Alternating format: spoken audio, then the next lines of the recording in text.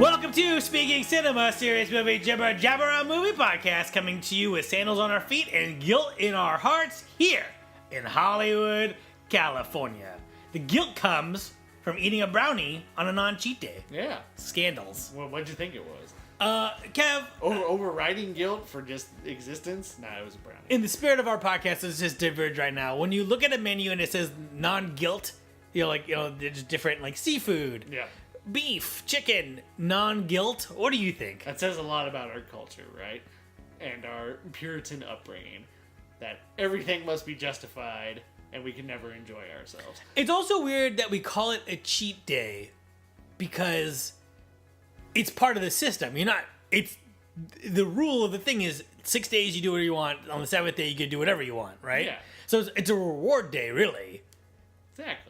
I mean, and you would go crazy if you didn't have a little reward day. But it's how your mind perceives awards, too. How you condition yourself. Deep stuff. Follow us on social media at Speaking Cinema. Listen to us jibber jabber about a movie before and after seeing it every single Monday on your local podcatcher. I prefer Stitcher.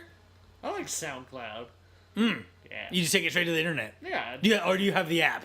Nah, I put it online. And then sometimes you just like to look at like random people's mixtapes. Sure, there's some fire mixtapes out there,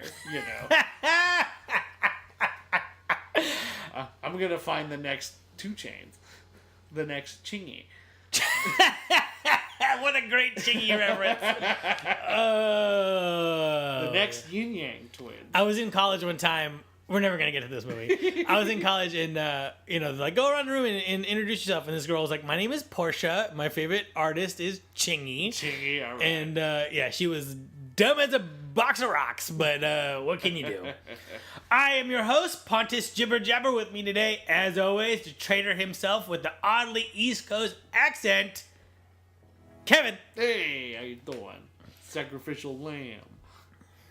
It's some get the wine. It's over there. Forget about it. Phineas, what are you doing? You're nailing Jesus. Fucking these guys. Mom, sorry. Ma, I'm sorry. No more. What better way to celebrate Easter than with just a heaping what's a tong full of the director buffet. There we go. That's my also when I'm at a buffet, that's my preferred scooping instrument is the tong. The tongs. Yeah. Let's not leave anything to chance. Cut off a big old hunk of that prime beef. Big fucking thing of tongs. Listen, prime beef, of course, but I'm talking everything. Yeah, you know what I mean? Anything that's muffins, fruit. Yeah, you know what I mean? Like, I'm not taking this to chance with, like, my hand or, like, a spoon. No, I want the tong. The only time I want a spoon is for something mushy like a mashed potato. Yeah. But pizza, tong. Yep, tong that. Pasta, tong. Fruit salad, tong. There you go. Fruit salad. All right. I don't normally mess around with it, but if I did... Usually get, like, a piece of cantaloupe and a grape. I don't like the cantaloupe. Oh, we will never get to this movie. We are 3 minutes in, and we will never get to this movie. We are entering the home stretch of our Martin Scorsese season, a season full of bold and interesting films, also a season of some real squishy, long films. They've all been pretty long, though. And then also Age of Innocence. Yes. Which defies all... Actually, my friend at work, shout out Lynn, likes Age of Innocence a lot. And I was like, really? Yeah, I was reading... It was kind of awkward because I bagged on it for like 5 minutes and then she's like, oh, I really like that movie. And I was like, well, wait, just take my foot out of my mouth and you can tell me why.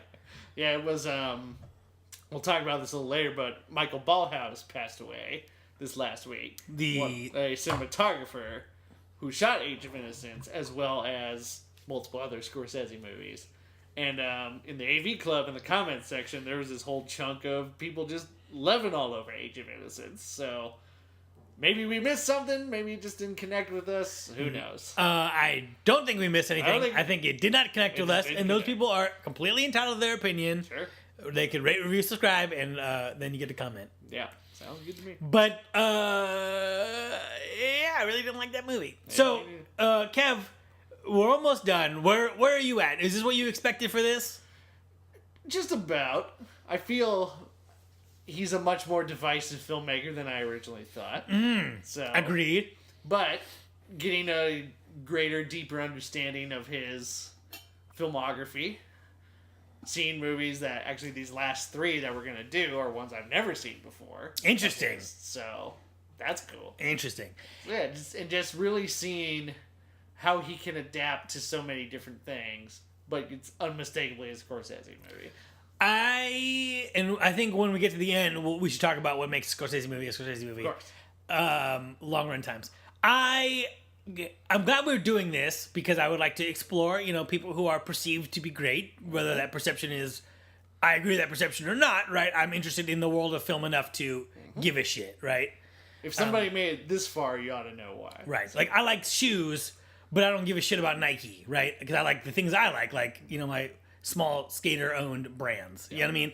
So I'm into movies enough where I would like to explore it. I will say, though, I have been disappointed on the whole with my level of enjoyment with these movies. So we're in the home stretch here. We'll see how it goes, right? Okay. Every movie is its own. Every movie is its own story, and it's. Sure. I'm not saying impress me, bitch, more than I already was when we started. So let's get to it. This week, the movie that was so controversial it doesn't even have a tagline. Kev, couldn't find one. 1988. I think it's because it's so controversial. It is. 1988's The Last Temptation of Christ. Fun time. Happy Easter. Starring Willem Dafoe as Jesus of Nazareth. The man. El Jefe. Harvey Keitel, Barbara Hershey, Harry Dean Stanton, and David Bowie. Written by Paul Schrader. Based not on the Gospels of the Bible, but on a novel by Nicholas Kaskeniski. It's a real Greek name there, so I didn't look up pronunciation. I just wanted to see how you were. We're moving on. Produced and distributed by Universal Pictures. If you're not familiar, Jesus of Nazareth is tested by sinful temptation and is torn between his desires and the knowledge that God has a plan for him. Desire? God's plan. And I mean, we could all relate to that, right? A literal line in the sand.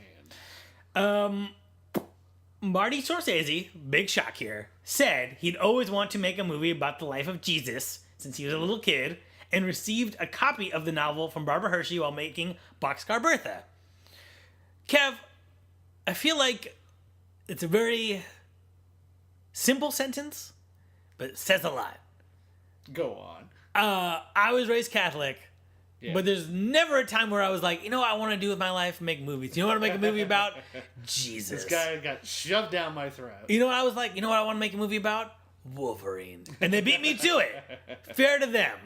But, growing up as a kid, it was like, with our generation, and I think this explains where we're at in movies now, we were like, wouldn't it be so cool if video games and comic books and all of these things that we love were movies? Now, with video games, they've never really figured it out. I think it's possible, but they never figured it out. They just can't seem to do it. With comic books, they've nailed it. And so it's just an interesting thing where he's like, you know what I want to see on that big screen? Jesus. Yep. The guy he just knew about forever. Scorsese tried to get the movie made at Paramount for $14 million in 1983, but the studio grew very wary when protest letters came in and scrapped the idea. In 86, he took it to Universal and promised to finish it in 58 days for $7 million. Filming takes place in Morocco. And Scorsese described it as filming in, quote, a state of emergency. Oh, boy. Just putting the train tracks down while the train's screaming behind you, it sounds like. Taking us back to the days of Last Action Hero where they were like, we need to keep, as long as we keep shooting, we'll make it, right? That was the quote, right? Pretty much. It doesn't matter what we're shooting, we have to keep going. Yep. Scenes were improvised on the day. Scorsese attempted a more minimalist shooting style. We'll look into that. The studio also said he had to make a more commercial film to them in return, which ended up being Cape Fear, which we will get to next week. Next week, indeed. The film was shot by frequent Scorsese collaborator Michael Ballhaus, R.I.P., right? Yep, he just passed away this last week, second week of April here, so R.I.P. He also worked with Rainer Fassbender. I don't know if you're familiar with his work. No. A German director who made melodramas, stories about, I don't want to say terrible people, but people with people with many demons. Oh boy. These films are very interesting, and you really see between Fassbender films and Scorsese films just how brilliant Michael Ballhaus was with the camera. So Interesting. But yeah, he also shot Goodfellas, he did Age of Innocence, and he also did Gangs of New York. Oh, very good. 3 movies we did for this very podcast. R.I.P. Before the movie was... Rest in power. Before this movie was even released, religious leaders and groups were condemning it for its scenes of Jesus partaking in sinful acts. One religious group offered Universal $10 million to buy all the prints of the movie so they could be destroyed. A theater in Paris was attacked with a bomb by Christian extremists for showing the picture. The world that we live in... Just what Jesus would have wanted, right? The world that we live in, it literally... It just literally could not be more ironic, where it's like, you hear the story of Jesus where it's like, Jesus is having dinner with tax collectors and prostitutes because they're the most hated people in the world, and the message is, love those who are hated because they suffer like all of us, and we are all equal in the eyes of God. And what do we turn around and do? Hate people for being the most hated people. Mm-hmm. They're hated, so I get to hate them. Yep. Precisely. And then, yeah, $10 million that, we could give that into the community and help people out. Now let's buy this movie and burn it. Yeah. Great allocation of funds. Kev, what you don't understand is that it's 2 separate piles of money. There's piles of money for litigious purposes, and then there's helping people money, which that's a pancake. We do the pancake bake off in every exactly. First Sunday of the month. That goes to that one. Put the brownie booth at the voting stand and the fish fry. Yep, that's the helping people money. Also, my church never had no fucking fish fry, bro. There's donuts on Sunday morning, and that was it. Man, I love those donuts. Good. That's what you lived for. As of this recording, this film is available on Criterion DVD and Blu-ray and is available for digital HD purchase, not streaming anywhere. Kev, have you seen this movie? Never have. I also have never seen this movie. The hype on this movie is incredible. Really? Yes. I've heard mixed things about it in my research. Some people really saying it's one of his underrateds. Some people saying it's not so good. So we'll see. Basically, so all of your Marty friends, right? John Landis, Joe Dante, all these guys are all about this fucking movie, right? Talk about how it's a fucking masterpiece. It's one of those Bravo top 100 movies, AFI top, those listicles. Yeah. It's a listicle. It gets listed. Sure. It's worthy of a listing. Yeah. It's a real Redfin movie, homie. It's listed. So, and it's always been described to me. And then also there was growing up being a film nerd in the teenage film nerd community, especially the Catholic teenage film nerd community. This movie was always pitched to me as if Jesus didn't go down the road if he just bailed, right? And what that would be like. So, that's very interesting and also kind of a big promise, right? Because I've watched very, very, very, very, very many animated story of Jesus' things, which in retrospect, it's like they probably were all the same thing, just colored differently. They probably were. So Scorsese obviously has some Christian and Catholic themes throughout his movies. No, such an understatement. That sentence is the definition of understatement.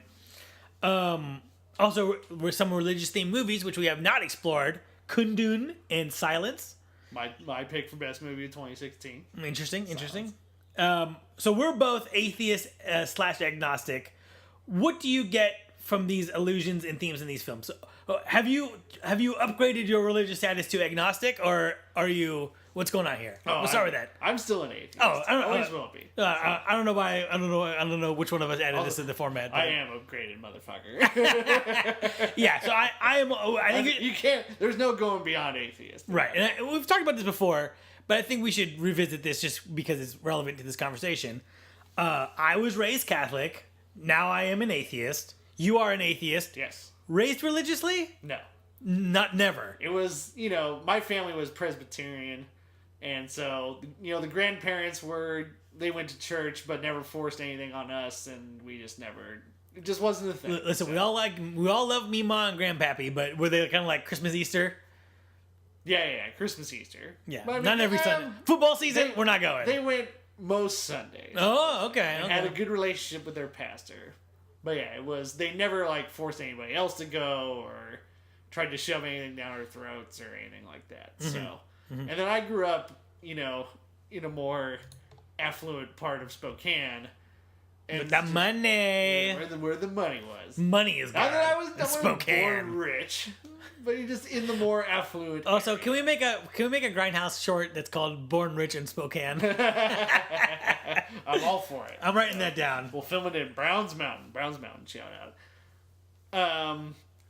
So yeah, my school was very much, we had kids that were gay, and we just had an open-minded sort of area, and we were able to talk about those things without kind of ruffling anybody's feathers, Which is very interesting because I grew up in the Bay Area, which is known for its hippie liberal granola recycling. Which, by the way, if you don't recycle, there's never a time in my life before recycling.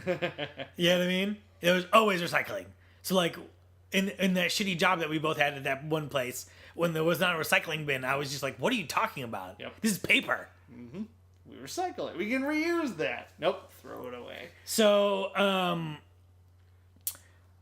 yeah. Oh, so my point to contrast yours is I grew up in a liberal area, but in the conservative bubble within that liberal area, where it's like, I just think back. Sometimes I think back to the conversations I had in like religion class in high school, and I just want to scream, like people who are just like had no empathy to the world. They were like, I'm rich. Fuck, and it's like Iraq war stuff. Yeah. And it's like, is it bad that we're killing innocent people? It's like the fact that the conversation is from, is it bad that we're killing innocent people in Iraq? And the answer is no. It's like, killing innocent people is okay with you? Yeah. And it's like, well, what do you want? They got a different invisible guy in this guy, though. Yeah.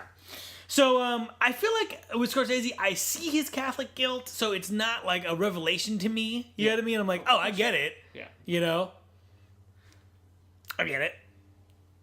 Yeah, I think you can tell it's I always want a filmmaker to bring something personal to it, because then you know sort of why they're making a film in the first place. And you can tell in all of his movies that is something, to this day, that he is still wrestling with. Can he believe, can you have the faith, but also recognize the terrors of the world? I think in Silence, that's really well pronounced. And it's the crux of the whole movie. Silence being various things, but ultimately am I just talking to silence, is what Andrew Garfield's character says. I feel like Scorsese, and we'll see how this movie affects his opinion. I feel like Scorsese is a guy, and this is just my interpretation given my background. I feel like he's a guy who kind of knows it's all bullshit, and I feel like his movies are all about the world being this insanely corrupt thing that is not living up to these values, like all of his mob movies. Yeah, Taxi Driver. All of his mob movies are about these religious people who don't live religious lives. You know what I mean? Yep. But it seems like part of him can't give it up. And I blame it's probably one of his grandparents was like you're burning in hell, kid, and I don't know. It just seems very like, bro, that this can't be real, right? But I don't know. That's my bias. Speaking of bias, let's talk about. You wrote Jay Creasy from Nazarese, which I just can't. Say it. I can't say it, although I just did. Jay Creasy from the Nazarese, AKA Jesus Christ, depicted in countless film, TV shows, and cartoons by many actors. We've seen Vegetable Jesus in the Veggie Tales, I believe. Yep. He was a carrot. Life of Brian, one of the most. One of the greatest depictions of the boss hog. What do you want? I was just thinking of the scene where it's the Sermon on the Mount, and Jesus is talking, and it's this huge mound of people. And it zooms out, and it's the people in the back, and the guy goes, "Speak up!" Yeah. Funny as shit. Yeah, and blessed are the cheesemakers and all that. Oh my god, that movie's hilarious. Love it. Very, very, very silly. Well, of course. Indeed. Monty Python. Indeed. So, what do you want from movies like this going forward? Because we had a couple years ago, Fox released Son of God. It's true. And then they come and go. Then every couple of years it's gonna come out. Yep. We get Our God's Not Dead and. Well, but was Jesus in that? No, he's not in it, but right. They sure talk about it a lot. That guy comes up. And then obviously Mel Gibson's Passion of the Christ, or as I like to call it, Hostel Zero. Hostel BC. I will say, to that movie's credit, I spent my whole life studying Jesus. You know, this time of year, right? You do the Stations of the Cross or whatever.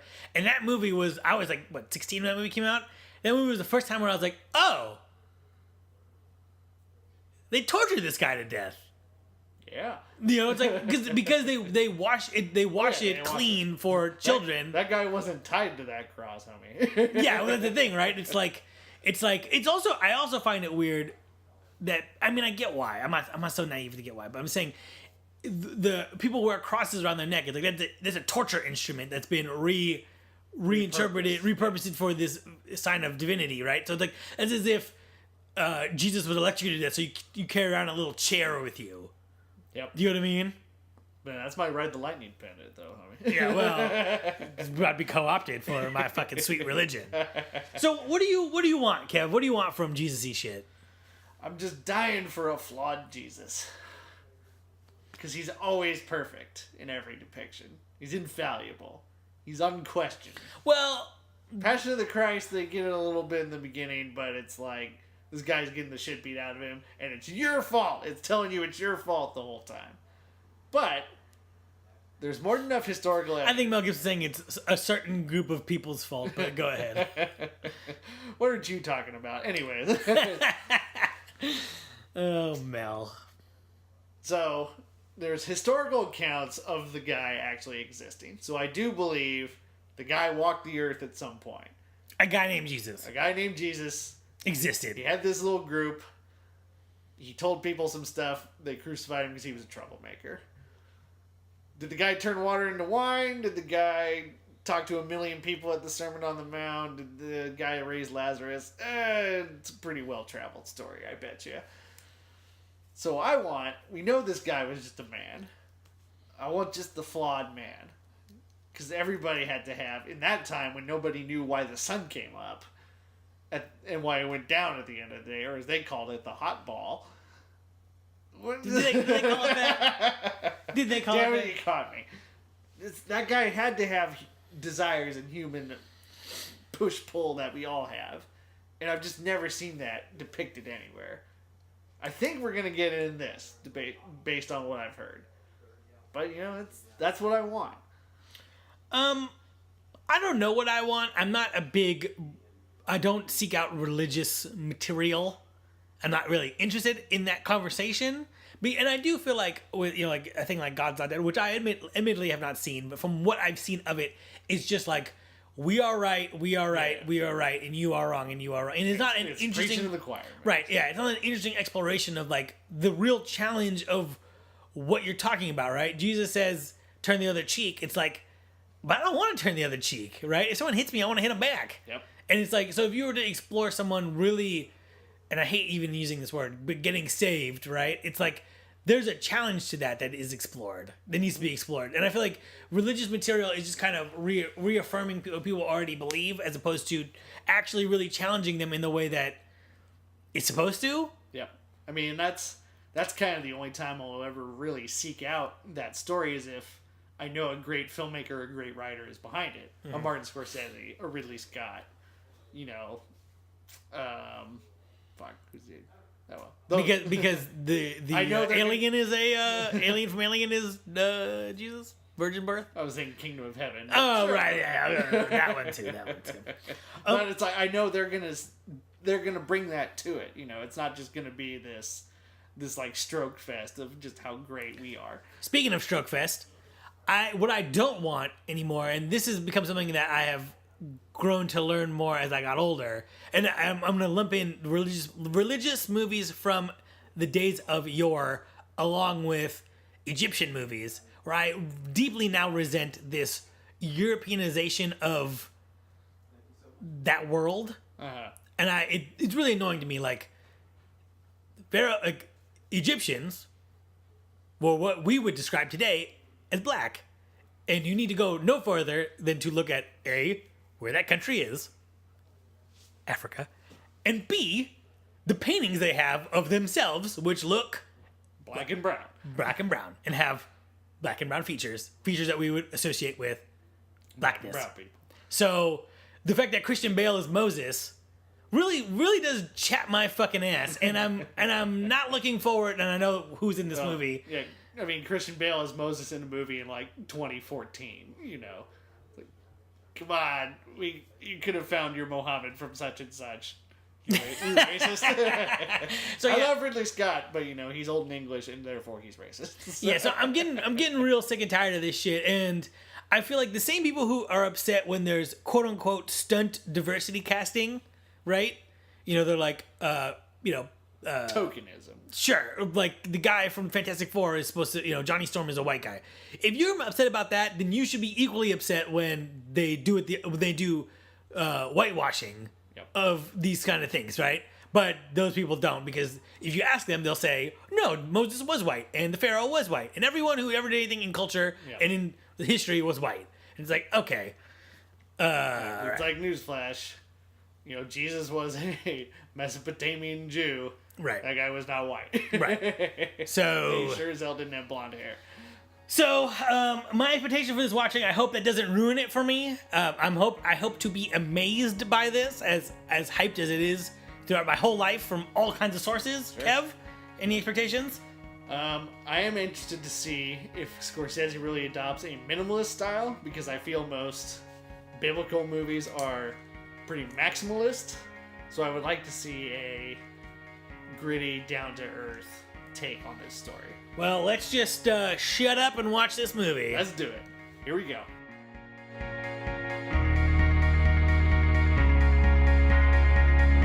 Kev, we're back.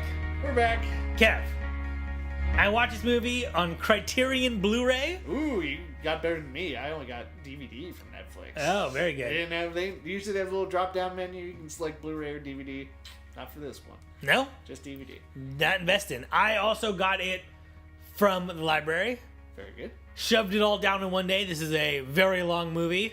Yeah, 2 hours and 43 minutes. Oh man, what a runtime that is. It is, that's an intimidating one. I broke it up over, 7 days? 3 days. 40 days in the desert?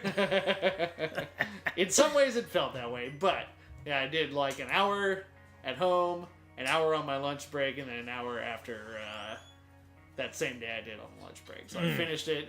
I just spaced it out over time. So, Kev, I don't know which one of us should talk first. Do you have an opinion on this? this is a movie I very much respect it more than I enjoy it. I see the craft behind it.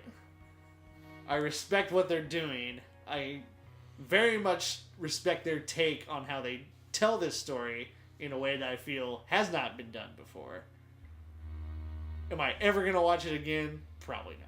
I feel like of all the things you just said, that is the only one that we agree on. Kev, what the fuck was this? What the fuck was this? This is not your fault, but I'm taking it out on you because you're in front of me right now. Oh, hey. No. Oh! Everyone who ever talked about this movie has lied to me. Lied to me. This is not Jesus going down a new road. This is the same fucking story that we always get. Oh, it's the same story. And then there is a extended dream sequence? Yep. A time travel story? I don't know what. Extended dream sequence at the end. And that little bit. It's like we spent 2 hours doing the same thing, and then 30 minutes, going down this fake road. That is not what I was promised here. God damn it. But it is a different take on the story, though. Almost every Jesus movie, climax of the movie is the crucifixion. And then that's it. And the climax of the movie is the reveal. What's the climax of this movie? That he survived the last temptation, which was this 40-minute detour. The climax of the movie is in the last 5 minutes? Yes. I interpret it as the climax of the movie was because if we're to textbook, the lowest point is the climax, right? The lowest point is when he's put to death. And then... it's the highest point in the story. Highest point in the story, but it's the lowest point for the characters. Well, it doesn't have to be. The climax of Lord of the Rings is when they blow the tower up. That's a great moment for the characters. Well, first of all, homie, don't act like Lord of the Rings is one movie. Which one are we talking about here? The last one, the complete story. The climax of that story is they destroy the ring. That's like the best thing that can happen to those characters. Listen, that's not the climax. It's not when the character's at their lowest. I can't argue with you because it's been I haven't seen that movie since it came out, but so I'm gonna let you have this because why not? Give it to me. This movie is very, very uneven. Yes, It is I'll agree with that. goddamn teeter-totter of unevenness. It is a You can table with one wonky leg. you can feel. I don't want to say the rushed production, but you can feel the lack of planning behind it, the lack of a real spine in it. And to that point, Jesus is suffering, talking to God hurts him, bitterness, bitterness, bitterness. Literally, one scene later, he's saying he saves Mary Magdalene, and he's like, "Hey man, God is the food in your tummy. You're hungry? Don't worry about it. The kingdom of heaven is upon us." Wait a minute. I feel like we're missing 40 minutes between those two scenes. I think I agree. It moves. It does move at that. It has weird tonal shifts. Also, acting wise, William Dafoe is absolutely terrible in this movie. I don't agree. He is. I don't think he's fantastic, but he's not terrible. Jesus is a snarky prick. Like I'm like That's kind of what I wanted, though. I want this like flawed dude. I mean, Jesus. I get what you're saying, and how in the first half you described it. I was like, oh, that would be cool, But the execution is far away from what you've outlined, homie. Because he's just a dick. He's just like that scene, dude. I wanted to turn off. I was ready to turn this movie off. I had to pause it and like walk when there's a scene where they're at the wedding and he turns the water into wine. Uh-huh. It's like this is the water. It's like no, it's not. It's wine. Filled with myself. Felt it myself. I know it is. Look. Fucking look! Fucking, it's like frat boy Jesus. You can't stop eating Look, brah. you can't stop eating your goddamn hummus to fucking show him. God damn! And he's like eating like an asshole, like that way when people eat like an asshole. Ugh. No, elaborate. How do you eat like an asshole? He's just like making his points, and he like pops the food into his mouth, like yeah, Okay. you know what I mean? All right. Like I'm gonna chew my mouth open and just be a fucking dick. I see. This movie, Should they have called this movie Dick Jesus? They could have called this movie Dick Jesus. Also, this movie, there's so many cliches in this movie. And because it follows the normal gospel story for such a long time. But like when he's casting devils out of people and it's just like that image of someone just shaking around and then he hits them on the head, they fall over. It's just like really? That's what every goofball preacher in fucking rural Florida does. Right. It's like, do we have a better way to interpret that? Because I kind of felt the same way. I said, we're already trying to blow this story up. Let's get rid of a lot of the iconography, but we're keeping a lot of shit that we all know is dumb. And at a certain point, it's if you're gonna do this other story, which you didn't do, why not just change it? Why not just completely change it? Why not just make it super different, right? And they just, I don't know, man. I feel like it is so. I'm also like, what? The people were upset because Jesus was doing bad things or whatever. Like, what? I feel like the story is pretty straightforward to the text. Yep. The whole time, right? He's not fucking Mary Magdalene. I mean, it's only during like the dream sequence where it really explores. He has sex with Mary. We see him do it. Then he takes on 2 other wives, has many children. Like, the idea that Jesus, like, when historians go, there's evidence Jesus was probably married, and people, like, want to burn that guy's house down, you're already making a bold statement by saying the guy was married 3 times, Right. So that's all, and again, that's, like, the last temptation of, this is the life you could have if you just lived a normal human life. But you have to be the sacrifice to, like, save mankind, which... I'm going to tell you straight up, I still don't understand that. Yeah, I really don't get that. I spent my whole life in Catholic school. I went to Catholic school for 14 years. Preschool through high school. The explanation always just seems to be this guy was chosen. Well, you have original sin because Adam and Eve have original sin, but I'm pretty sure A, Adam and Eve is just a story not based on any reality, and B, just because someone else did something doesn't mean that I did it. You know what I mean? Like, I get the idea that, like, that is I get the story that Adam and Eve is a representation of the corruptive nature of culture. Like you absorb the limitations of your culture, right? Like our culture's limitations is understanding trans people and gay people and racial diversity and suffering in general and empathy, right? That's our American problem. And electing a baboon into office. Right, because you're afraid of your money, but you're okay with everyone else in the whole world dying as long as coal mining comes back. You know what I mean? Yeah, I want people to be okay, but not if the brown people get food stamps. Right. So,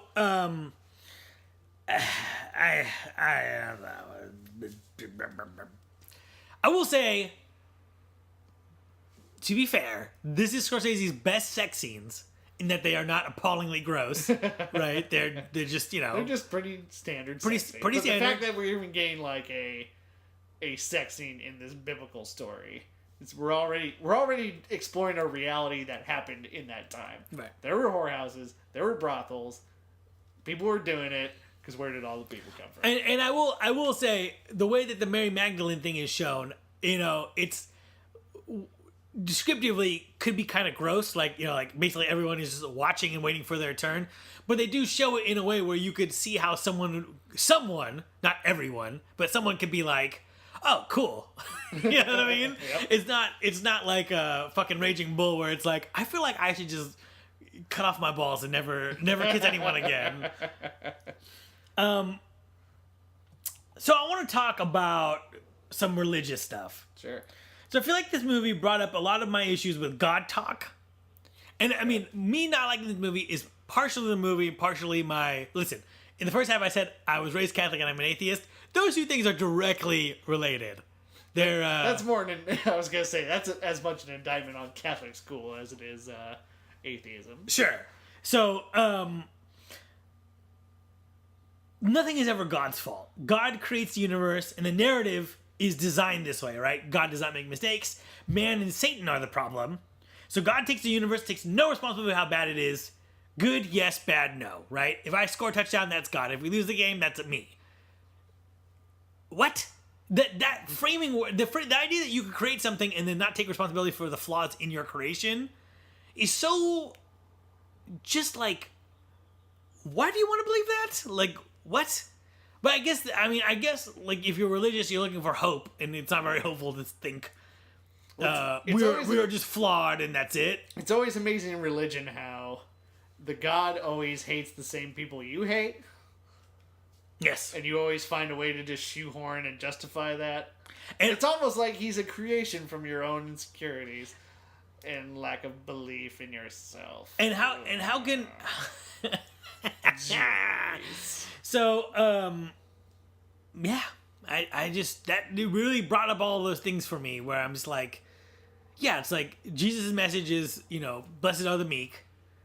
But God damn it, do we hate poor people in this country? You know what I mean? Yeah, we do. So it's whatever. Or at least we make policies that certainly hurt poor people. Right. So whatever this dude is saying, you pledge you're a member of his church, but you're not listening to a goddamn word. God, none of this shit sticks in your mind at all.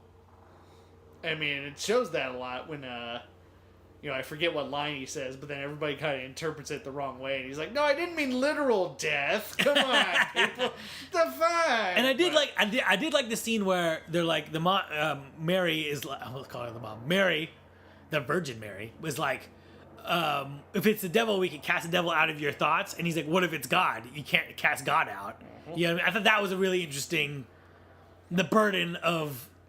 Exactly, yeah. What if he's doing something that all of a sudden directly affects your life? But God's supposed to be perfect, so there's always that pull of, is this what is meant for me, or is this just like I live in a shitty time and there's dirt everywhere? Right.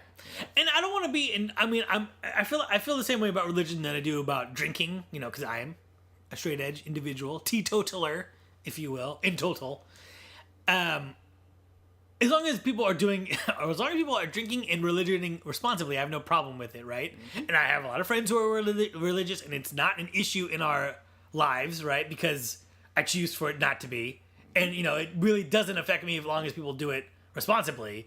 But I just feel like it's that irresponsible belief that just really hurts the world. But then, even as an atheist, I think, like, if someone hears the word of Jesus and the word of peace and love and brotherhood and sisterhood and God, opened all people, and they still have all of these hateful thoughts in their mind, maybe we need religion because without, at least they're anchored to this. Someone could always throw this in their face. If that thing didn't exist, they'd just be fucking maniacs, right? They'd be living in the dirt, just fucking everything that walked, you know? Right. They'd be fucking the goats. Some of them do. Also, the he without sin, I haven't heard that story since Twitter was invented. You know what I mean? The which story? The he without sin throw the first, sorry, yeah. throw the first stone. Okay. Since Twitter was invented. So so what I'm trying to say is I haven't been to church in a really long time, so I haven't heard like a gospel story all the way through in a really long time. So in that amount of time, Twitter has been invented, and you really see that the idea of he whatever throw the first stone. It's like people don't see themselves that way. They don't see themselves throwing stones. They look at someone, hate them, and are happy that stones for some reason are magically flying to their face. Right? Yep. If you ask someone, are you throwing stones? They'd say, no, I'm not throwing stones. You threw a stone. I don't know what's in my hand right now, and my hand's doing this throwing motion, but I'm not throwing stones. Whatever is happening deserves to have happened. You know what I mean? Like, like when bad shit happens to people, you know what I mean? People just pile on, and it's like, hey, you're being very hurtful. They're like, no, I'm not. And it's like, yes, you are. Yeah. So you don't realize you're doing it. Like, the consequence of your actions is just completely lost to you. Right. You're just saying what you think that person needs to hear or happened to them. And that's where lack of empathy comes in. And I think is kind of born in a lot of religion is lack of empathy. Right. They try to, but God, they don't really practice it. Right. That's why we have a lot of problems we have. Right. It's like, so when someone is accused of raping a girl and the defense is, well, she slept around that week, right? That was her third sexual partner of that week. It's like it doesn't have any bearing on this. It doesn't give anybody a right to assault somebody. Right. But again, that's always seen as a character flaw, where it's like, if it works for that girl, it works for that girl.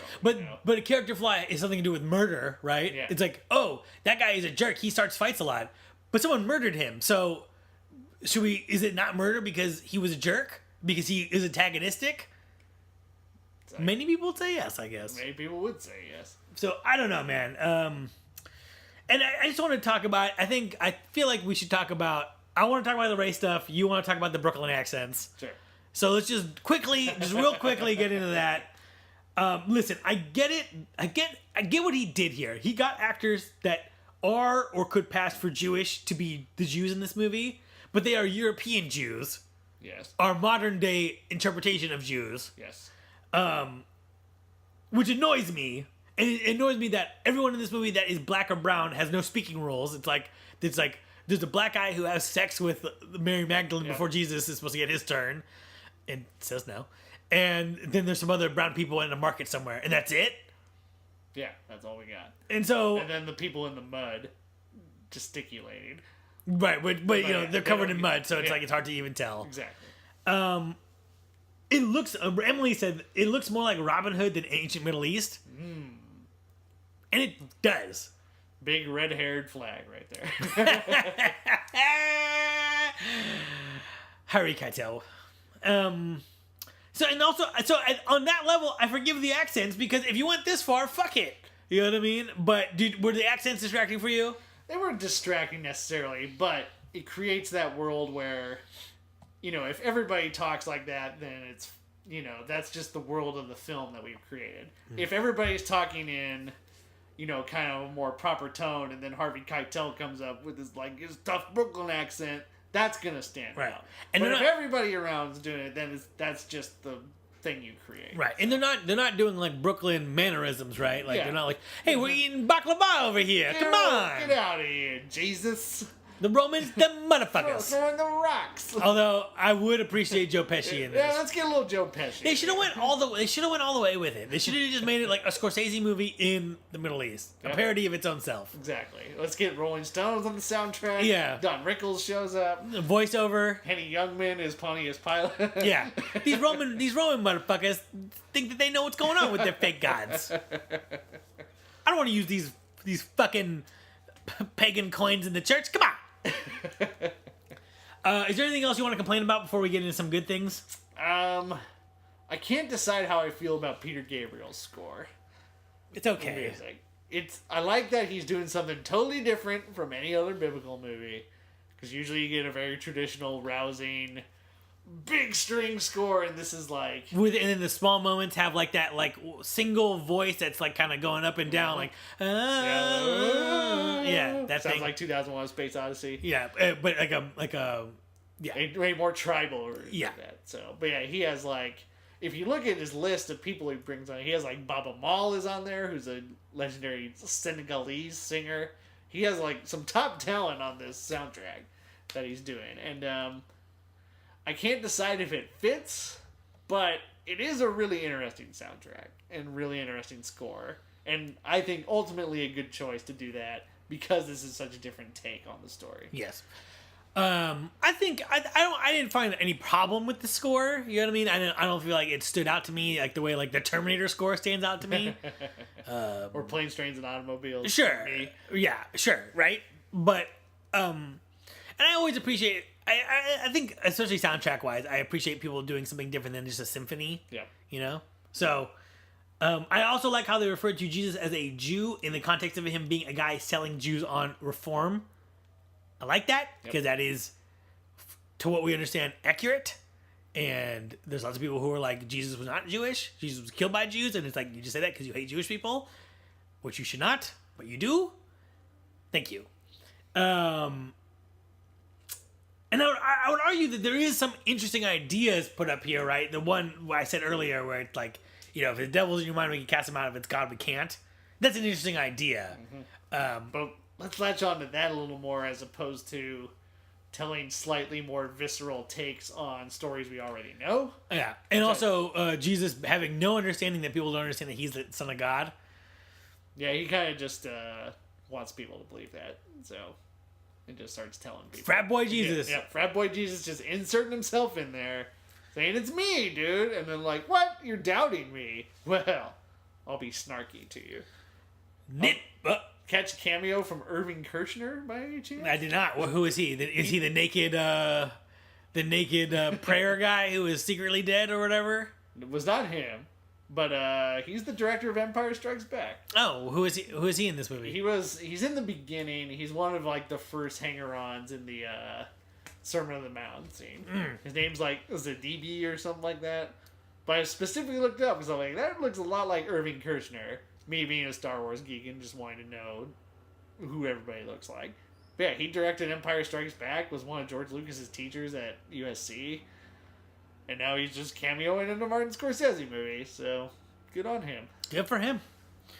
I want to get into some nitpicks right now. Nitpick the first, and this really fucking annoyed me. When they're at John the Baptist, they censor the nudity of a man. It's literally blurred out.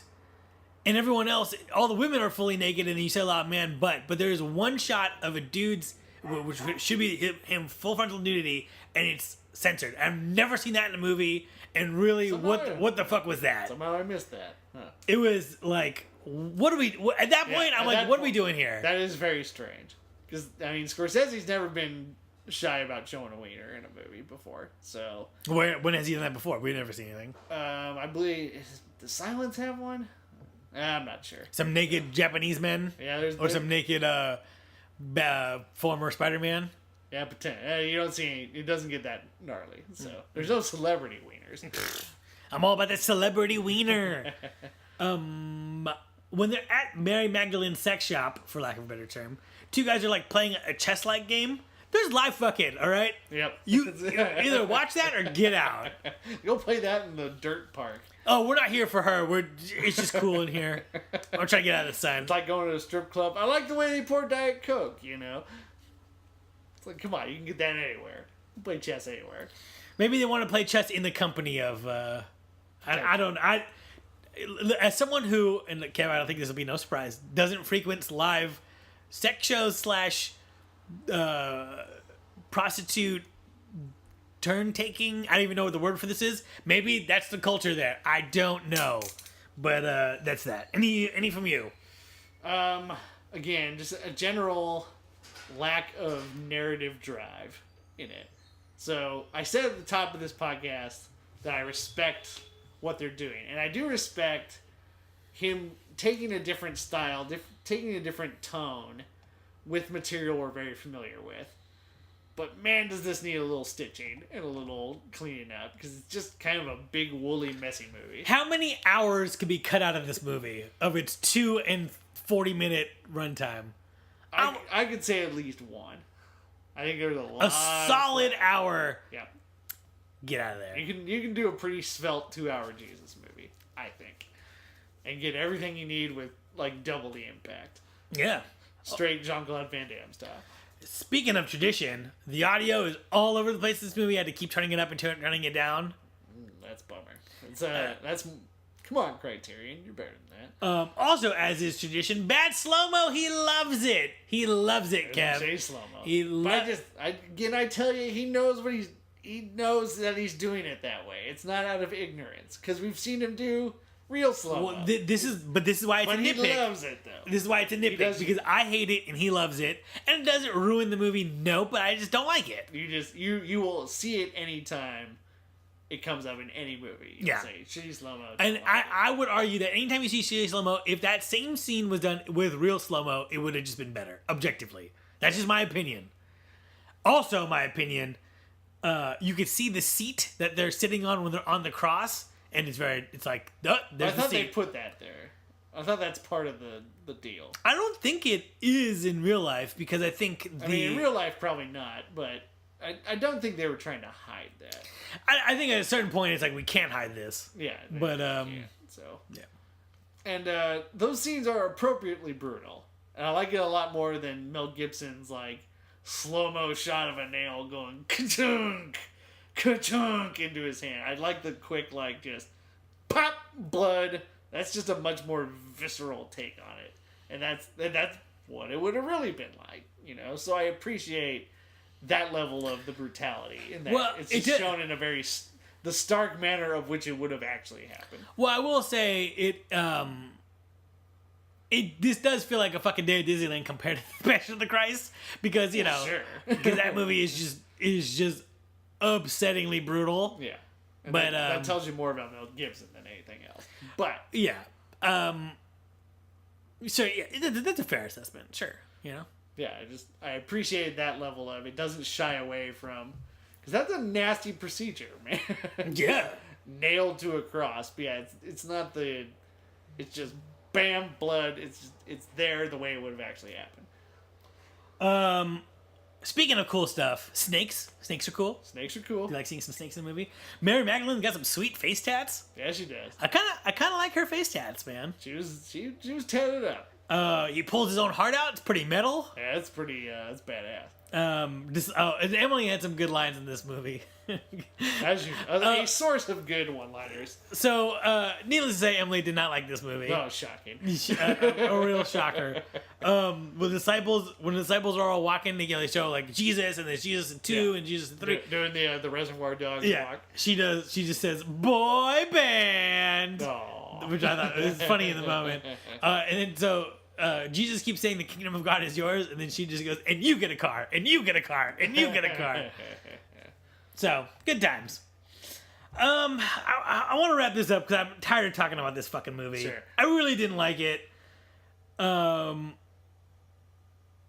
feel like, does the Bible work visually? Because when you're exposed to the Bible, it's all written word, and it's all told in a way that is not like storytelling like how we're used to, you know what I mean? Well, we have to set up whole things to actually tell people what it's about, so i.e. churches and religions. right, where he's like, I don't know. A good story, you should just be able to read and go, oh yeah, I bring this to right. Not tell this guy who's paid too much, what is that? Read this for me. Right, and like the Pharisees, I remember like so much of it, like what's a Pharisee? Like why are Christians being persecuted? It's like, oh, back when this happened, they were persecuted. You know what I mean? Like, it's like now it's like a dominant religion. Right? Mm-hmm. Some would say we live in a Christian country. I don't see it, but because I don't see any empathy around here at all. So it's just an interesting. I don't know. I do question whether or not these are really filmable things. They're just visually. Scorsese tried his damnedest, but even if he can't do it, I don't know if anybody can. You know, it's just not a very cinematically interesting subject or time.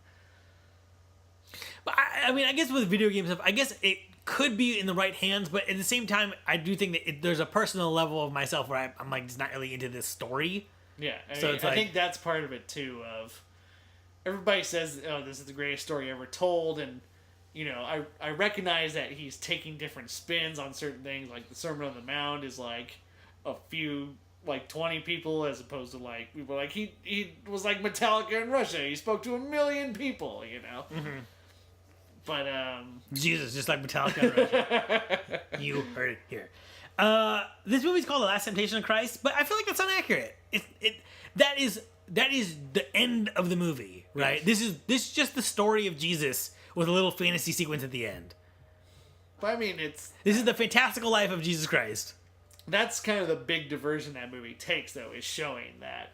But don't you feel like it undercuts it by having it be just fake? Yeah, probably. Yeah, I agree.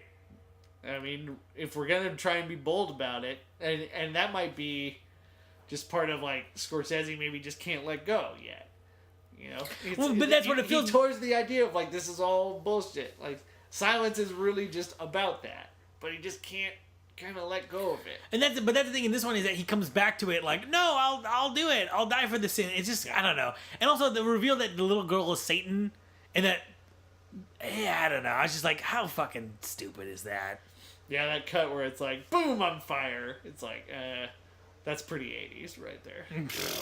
Pretty 80s. But this is the movie he always wanted to make. He made it, and what was his next movie? Motherfucking Goodfellas. Fantastic. So, he got it out of his system, got his yayas out, and then had a great string in the 90s. So. My last question is, why didn't we watch Taxi Driver again? So, Kev, in the end... What? Taxi Driver. Oh, Taxi Driver? There's a million essays about fucking Taxi Driver. Hey, you know what those essays are not written by? This guy. There we go. Do you like this movie? Oh, also, before we get into this, Emily was like, I'm going to watch Taxi Driver, I'm going to watch Mean Streets. We're going to wait a minute. Those are two very heavy movies. So yeah, this has been, the season I think has been very fruitful. But yes, it's a lot of long movies to watch in a row. And a lot of heavy movies to watch in a row. Although next week we're getting our popcorn fix. I need it. Some Cape Fear. I need it. It's about time for that. Do you like this movie and does it work? I think it works in some aspects. It could have really been stronger if they, if Scorsese had more money, if he had more time, would it have been better? I don't know. Maybe this fundamental script just wasn't there yet. I don't like it in this. I'm never going to watch it again. I don't need to. I got everything I needed out of it one time.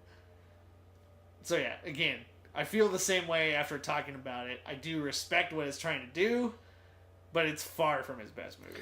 I would say I don't like this movie. I don't respect what it's trying to do. I feel like this movie is... And again, I'm going off of what people told me it was his intention, but if that was his intention to give this alternate idea of Jesus, I really feel like it falls flat. And I think as a work on itself, it's just dry, and then it gives you an interesting idea, and then takes the fucking legs out from under it, and we're just left with whatever. Yeah. So, not a fan of this movie. I think on the Scorsese meter, I think this is essentially forgettable. Yeah. But essentially, but I feel like, I'm like, Kevin, it might upset you when I say this, but I feel like this is kind of like evidence against the idea that he's a genius, and I don't think that anyone is a genius. I think genius is not a state of being. I think genius is a metric you can achieve. Yes. But it's like a title. You're not a perpetual genius. Right. It's not like a boxing title where I got the genius belt and now I'm the genius until someone takes it away from me. Yeah. I think it's more like basketball or football where it's like, oh, I got genius this year, and then next year I'll try again. Yep. Right? Like it's not like, oh, Scorsese made one genius movie, so now his next movie is going to be genius. It's like, no, you start over from zero and you go back all the way back up. Yep. So I do think this movie is a thrilling example of what I'm talking about right then. But, the Tarantinos of the world say one bad movie hurts three good ones. I think that's bullshit. Scorsese's a working man. Right. The guy tries to churn out a movie once every 2 or 3, 4 years. If we go like 4 years without a Scorsese movie, it's like, what's he even up to? Is he okay? But the guy just has stories to tell wants to do it. Usually he hits the highs. He's not always perfect. There's plenty of his movies I don't like. I didn't like Age of Innocence. I'm not a big fan of this. The Aviator, I can't stand. Really don't like that movie. But it's just, this guy just has such an interesting, diverse career, and that's why I think he's worth talking about. His highs are highs. His lows can get kind of low. But, there's no denying what he's capable of. But, like you're saying, nobody's a genius all the time. Yes. And it's important to see that. And I don't want to say set our expectations accordingly, but these guys, they're not infallible. And they make a lot of the same mistakes that we would probably make. Yeah. And we would never hit the highs that he would hit, I wouldn't hit this low, homie. Sequel pitch, fan theory, idea. What do you got? Let's keep going with the fantasy sequence. Let him really get off that cross. Go the way. Let's get a domestic drama starring Jesus and the Two Wives. I say... Call it Jesus and the Two Wives. Jesus, that's a good name. I say let's go all the way the other way, where we make Goodfellas in this time BC Mary Magdalene BC brothel. It's like, you get the wine in the front door, you get the water in the front door, he turns into wine, we put it out the back door. These fucking Pharisees, they're none the wiser. Cause can you hear me knocking? Yeah. Rolling's done. Or it's like Jesus, they take Jesus' powers and they get him to start a mafia in there we go. BC brothel. We want some slow-mo walking shots, some long takes when he goes into like the temple and it's he's looking at all the cool shit that he's built. Mm-hmm. Yeah, let's do that. Full Goodfellas. Yep. And also, if we're gonna do that, let's go full fantasy. Dragons, Medusas, there we go. Orcs. We'll call it G's fellas. Yeah. But no dinosaurs, because that'd be ridiculous. Yeah, come on. That's it for us. This episode written by Kev, music by Jeff Russell. I'm Mr. Jibber Jabber. That's Kev. We have faith in you, our dear listeners. Rock me, sexy Jesus. We didn't even talk about sexy Jesus. Man. Willem Dafoe's got some abs in this movie. Next Jesus time. Cut. We'll save it for... He was probably unhappy the whole time. Also, now that we're at the end of the episode, and I'm sure he was, next year, what are we going to do? Easter Parade or the Last Temptation of Christ? Oh, the Passion of the Christ. Let's not do the Passion of the Christ. So Easter Parade it is. Whatever the fuck Easter Parade is. Yeah. Give it to me. Emily, thanks you. All right. See you guys next time.